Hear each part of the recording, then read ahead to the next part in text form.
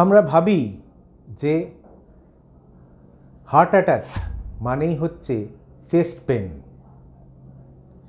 কিন্তু অনেক মানুষই আমাদের হসপিটালে যখন পৌঁছন তখন অনেক দেরি হয়ে গেছে, কারণ তারা হয়তো এই চেস্ট পেনটা কখনো অনুভবই করেননি। চেস্ট পেন ছাড়াও হার্ট অ্যাটাক হচ্ছে, এর কি কি সিমটম হতে পারে, কি দেখলে আমরা মনে করব যে এই পেশেন্টটাকে সঙ্গে সঙ্গে হাসপাতালে নিয়ে যাওয়া উচিত।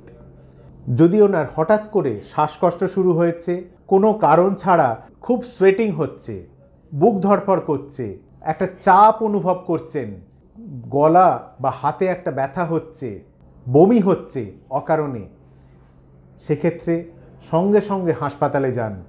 ইসিজি বা বাড়িতে ডাক্তার ডাকার সময় কিন্তু তখন নয়।